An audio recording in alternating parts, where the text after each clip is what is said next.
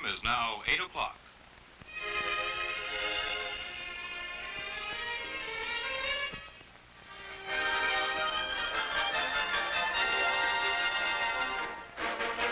Now the weather.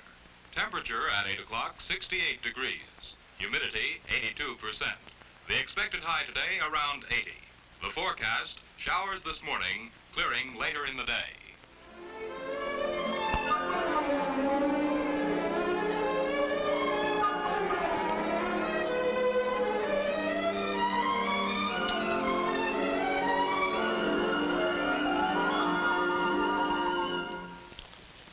That's radio for you, close to every member of the family. We awaken to it in the morning, we set our clocks by it, we dress according to the weather reports. We listen to radio for news, for entertainment. It keeps us informed every minute of every day. Most of us depend upon radio more than we know. I know because radio has been my life. My name is Harold Fellows. I'm president of the National Association of Broadcasters. You know, it seems to me the role of radio is underscored by a recent survey which shows that most people in an emergency would turn first to radio to learn the facts. Radio has reached this present place of importance in our lives in a comparatively short span of years. It burst upon the national scene in 1920 with an impact that is being felt more year by year. Radio provided a thread that has drawn the country together. The city dweller and the farmer came to know each other better. News and special events broadcasts have given a sense of participation in the great events of the time. With the speed of light, a handful of crystal set owners learned that Warren G. Harding had been elected president over James Cox, and an exciting new era in communications began. 4 years later, radio gave the American people a glimpse of a presidential convention with a realism they'd never had before. Cold print could never begin to describe a scene like this. Alabama cast 24 votes to Underwood. 1928, Smith versus Hoover. Radio continued to develop a splendid tradition of public service, bringing the candidates directly to the voters. People came to recognize the voice of Herbert Hoover, college-trained engineer. Material and physical strength, and the world should know that if we are to have peace. And the voice of L. Smith from the sidewalks of New York. And I deny it emphatically, and I state from this platform. Now it's 1933. In this time of despair, radio transmitted a new, encouraging voice. I assert my firm belief that the only thing we have to fear is fear itself.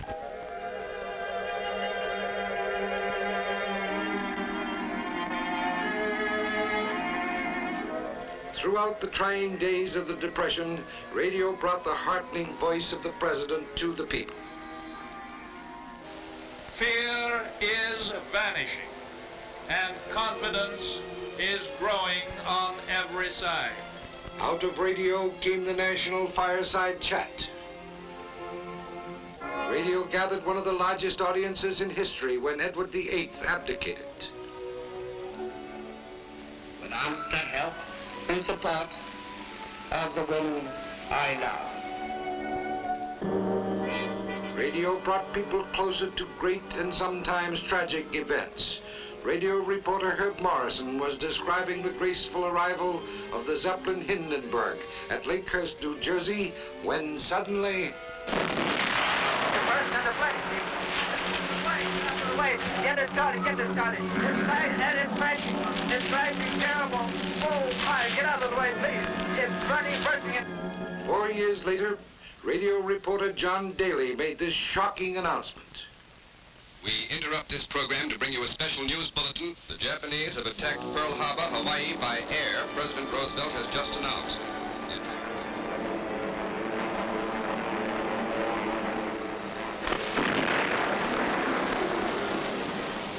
December 7th, 1941,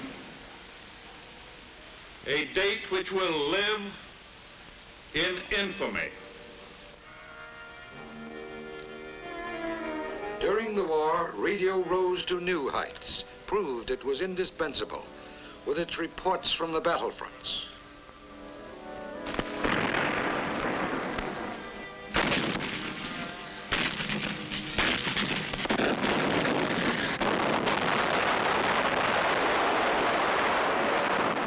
It demonstrated, too, not only how big its scope, but also how big its heart.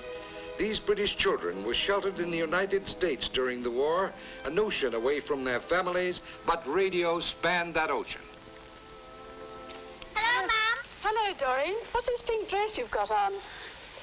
Who gave you Mum that? bought that for me. Did she? Yeah. Did you get the cable and the presents for your birthday? Yeah.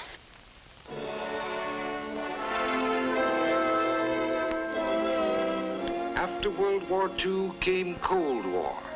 The free countries looked to the United States for leadership, and it became more vital for the American people to be informed of happenings all over the world. Radio responded to the challenge by increasing its news coverage.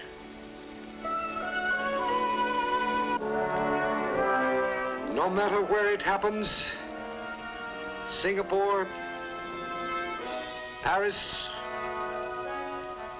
or Washington, D.C., radio is first with the news.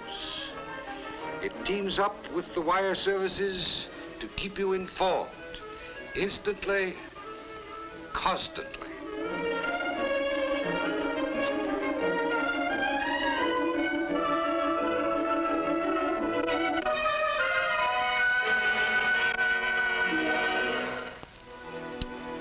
And with the election of Dwight D. Eisenhower, a new dimension was added to radio's record of public service. President Eisenhower was the first to permit his news conferences to be broadcast. Thus, radio became vital to America. It has tuned us into the world and national news. As it grew, it became the very heartbeat of the community. And today, for hundreds of communities, the local radio station is the only source of immediate news. In recent years, the number of radio stations has more than doubled. Radio's voice reaches everywhere throughout the land, into almost every car, into almost every room where people live and work. One of radio's functions is to act as sentinel, to warn the country in event of air attack. Your local station is part of the warning system called CONELRAT. Here's how it works. If there's an attack, your station will remind you to tune in the CONELRAT frequencies 640 and 1240. On those frequencies, authorities will broadcast instructions as to what to do.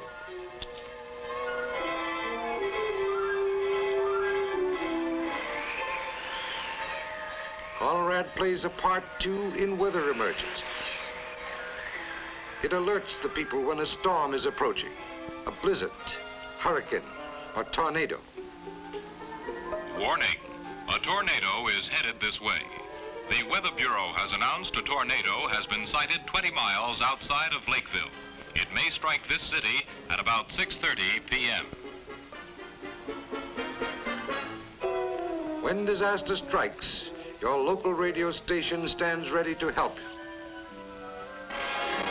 Recently, radio reporters in mobile units risked their lives in Dallas, in Kansas, in Missouri, going out into the raging storm.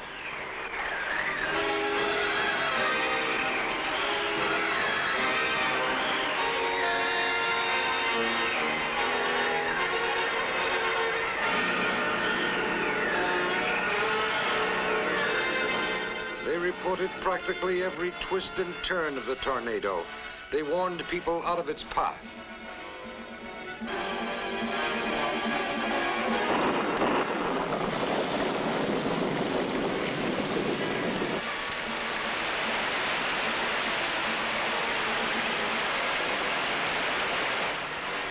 During the floods of California, Oregon, and Connecticut, radio stations turned over their facilities for search and rescue work. Radio helped in cleanup and relief operations.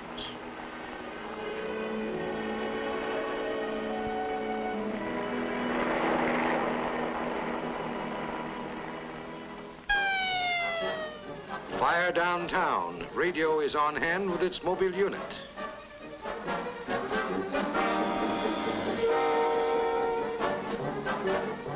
The studio on wheels has enabled radio to be present at practically any news event, from a political speech to a fire like this.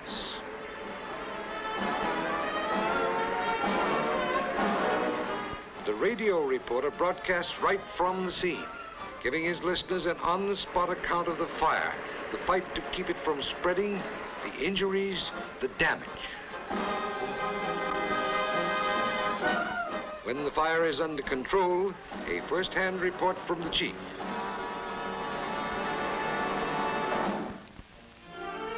From a fire to a chat with some interesting neighbors.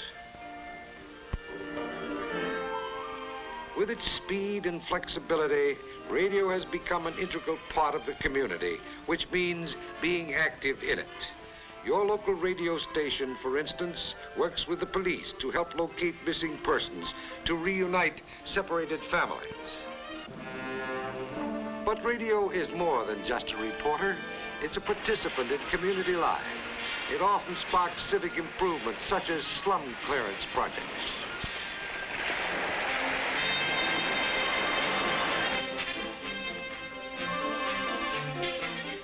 In Washington, D.C., radio recently led a drive to clean up the Potomac. A Cleveland, Ohio station initiated a plan to relieve midtown traffic congestion. In New Haven, Connecticut, a local station was responsible for getting a ramshackle school rebuilt. In many communities, radio points the way. We all know the importance of education.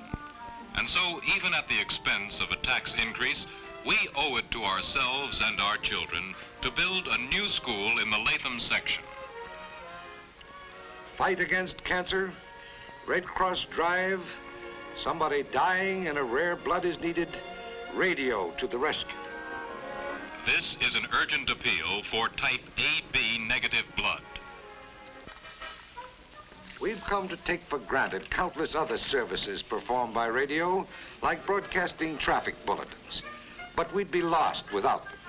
Reporters in helicopters get a bird's eye view of traffic conditions and relay them to the crawling motorist.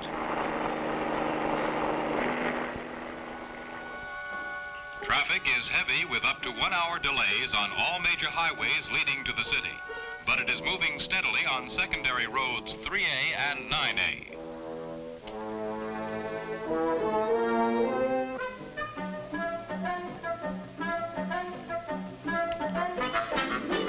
Out of the tangle, into the clear.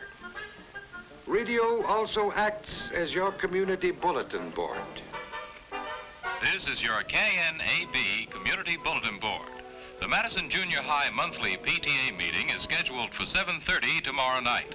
On Saturday, the Lions Club holds its annual picnic at 7 Mile Run. Saturday night, a social at the First Methodist Church on Elm Street. And here's an item worth noting, the annual Fireman's Fair. It begins tonight and runs through Sunday.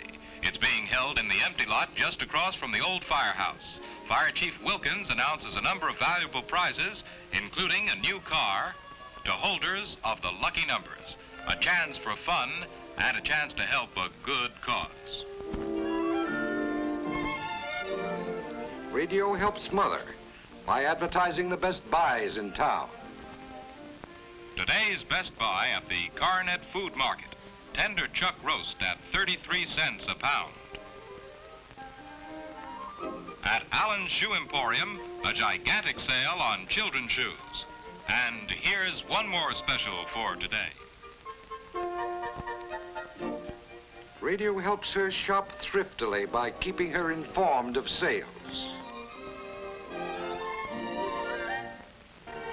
All through the day and every day, your radio is ready to serve you. Wherever you travel, radio is doing its job. It's everywhere. On the farm, in the office, in the barber shop.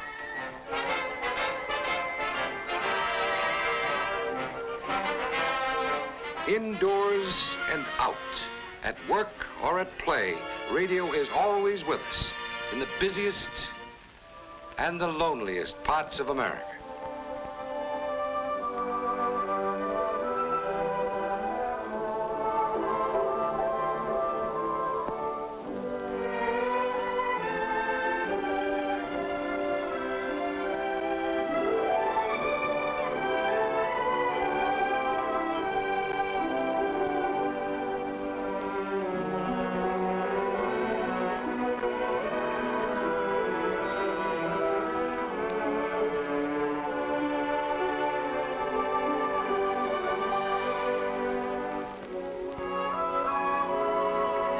That's the story of radio service. Service to the family, to the community, to the whole country.